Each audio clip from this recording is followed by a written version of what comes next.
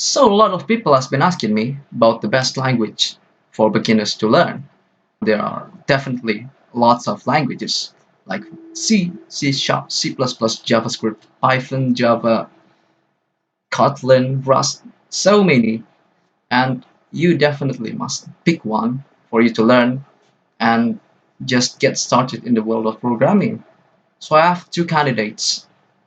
Those languages are easy enough for beginners and powerful enough for advanced users, and people are using it. Which ones are they? Well, they are JavaScript and Python. So first we're going to talk about JavaScript. JavaScript is a language for the web. It's a pretty old language. It's founded in 1995. It's used primarily for creating interactive web applications like Facebook, Twitter, YouTube. All of them use JavaScript. Other use cases are creating mobile applications, desktop applications, and small connected devices like toasters, refrigerators, those kinds of things. So JavaScript is definitely powerful and has a lot of use cases. But how easy is it for beginners to learn? The first one that I would like to point out is the syntax. The syntax is definitely simpler than most programming languages like C, C++, or Java.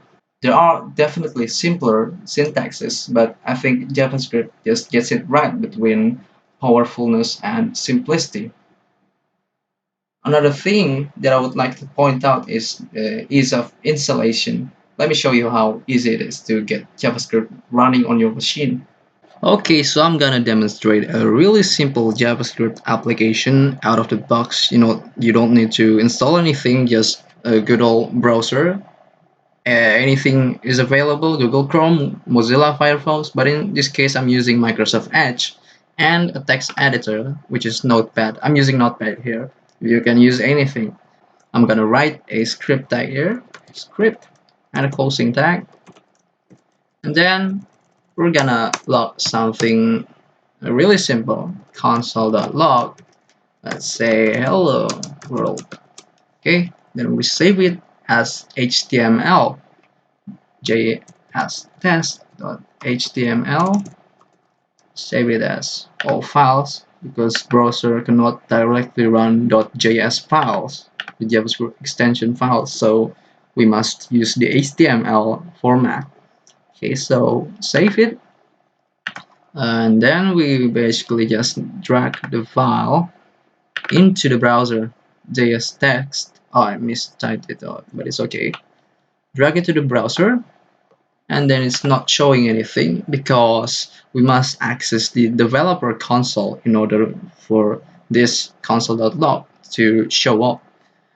You can go to developer console through here, this menu, and then more tools, and launch the developer tools. You can also go to this menu by pressing F12 on your keyboard. Okay, so open developer tools, then go to console. There we have it, hello world. Okay, so I'm gonna demonstrate another thing here, which is an alert window. So alert, and put something in here. Welcome to JavaScript. And I'm gonna put something a little bit more advanced. I'm gonna put some variable here, const my name, which is produced by the prompt function. So prompt, please enter your name. So when we got the prompt results, we alert it again.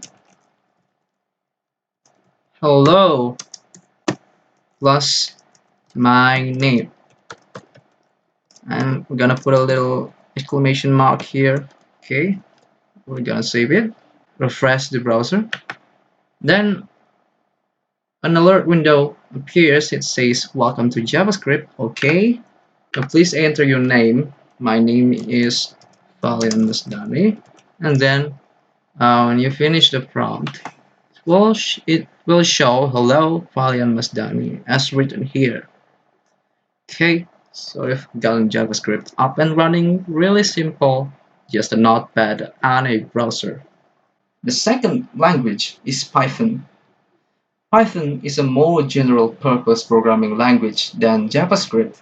While JavaScript is mostly used in the web, Python is more general purpose. Like you can use Python in web applications like JavaScript, or you can make it to do simple desktop applications. And one other field that Python excels is in scientific stuff like AI, machine learning, data science, all that kinds of stuff. Python, despite being a powerful language, it has a really simple syntax, even simpler than JavaScript. And it definitely is easier to learn.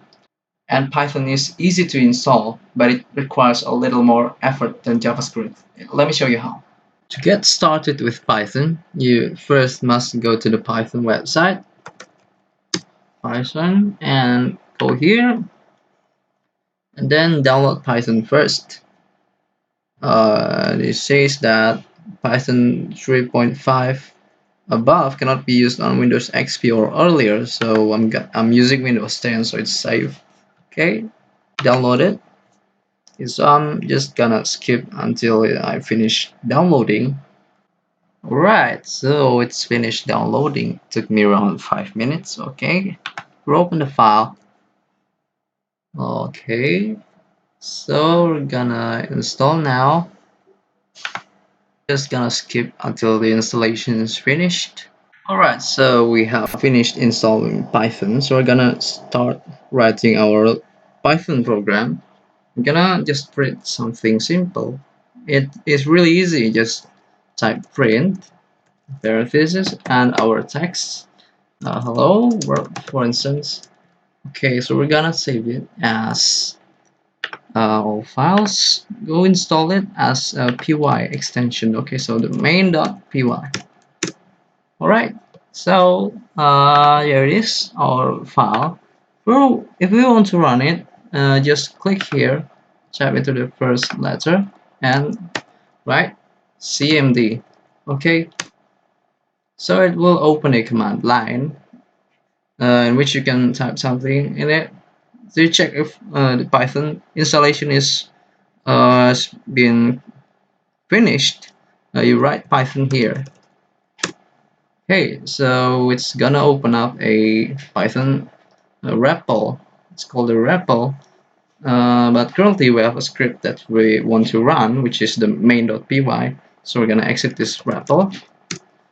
Okay, so gonna check if the script actually exists by using dir.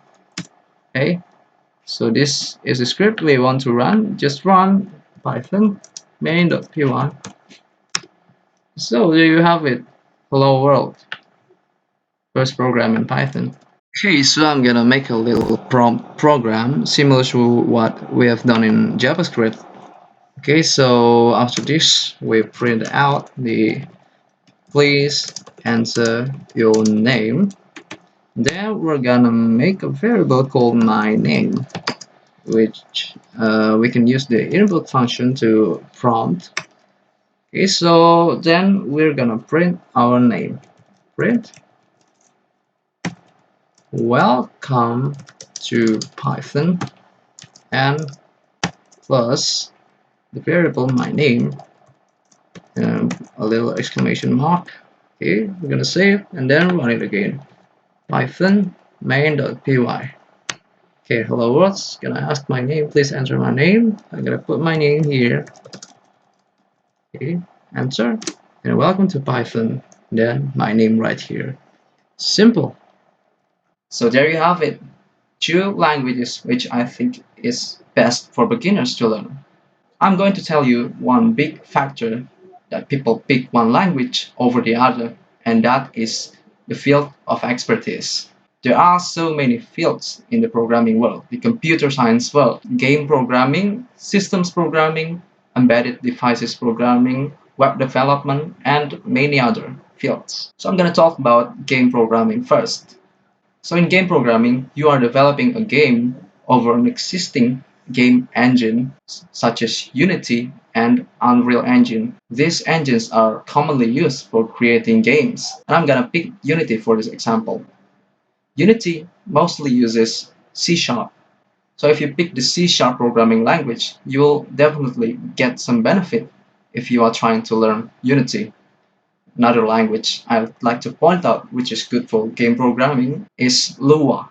Lua is used to develop the Roblox game. I don't know which engine Roblox uses, but it definitely uses Lua for its development. Alright, other than game programming, there's systems programming. Systems programming is the kind of programming which produces systems as the end result. What does system mean?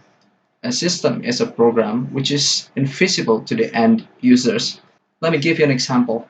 In the Photoshop program, there is usually one big screen for you to draw something into, and there's a tool called the brush tool, which enables you to paint throughout the screen.